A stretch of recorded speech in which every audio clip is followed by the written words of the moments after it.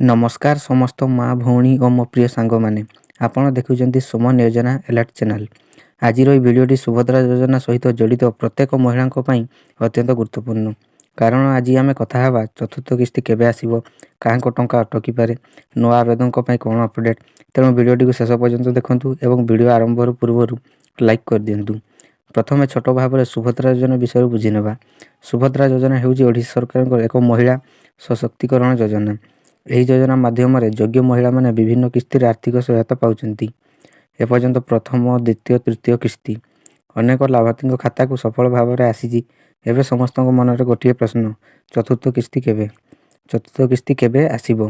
प्रथम एवं सबुठारु बड़ खबर, सरकारी सूत्र अनुसार सुभद्रा योजना चतुर्थ किस्ती फेब्रुआरी मार्च 2026 मध्य पठाଯିबो। यही टंका सीधासलख डीबीटी माध्यम बैंक खाता को जमा हेबो।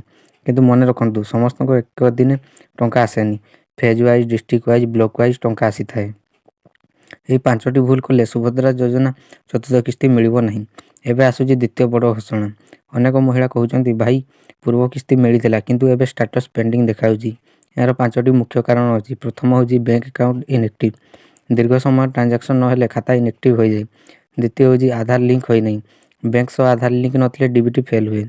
तृतीय केवाईसी अपडेट न हेबा, ई केवाईसी पेंडिंग थिले किस्ती अटकी जाए। चतुर्थ मोबाइल नंबर चेंज, ओटीपी जाउ नथिबारु वेरिफिकेशन फेल हो जाए। 5 नंबर फॉर्म रे भूल तथ्य, नाम date of birth IFC mismatch. ये 5टी भूल आज ही ठीक करंतु। नुआ आवेदन बड़ खबर, एवं तृतीय बड़ घोषणा, जो महिला संपत्ति सुभद्रा योजना रे नुआ आवेदन करछंती सेमानको वेरिफिकेशन प्रोसेस जोरदार चली। नुआ बेनिफिशियरी लिस्ट शीघ्र रिलीज हेबो।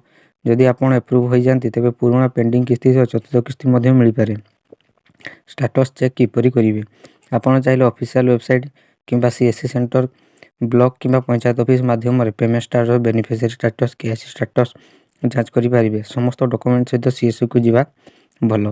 तेबे सांग माने आज भिडियो आम संपूर्ण भाव बुझिलु चतुर्थ किस्ती केबे आसीबो, कि भूल कले टंका अटकी जीवो, नुआ आवेदन अपडेट। वीडियो भल लगिले से लाइक करंतु, शेयर करंतु, सब्सक्राइब निश्चित करंतु। आपनकर प्रश्न कमेंट रे लिखंतु, मु निश्चित रिप्लाई देबी। धन्यवाद।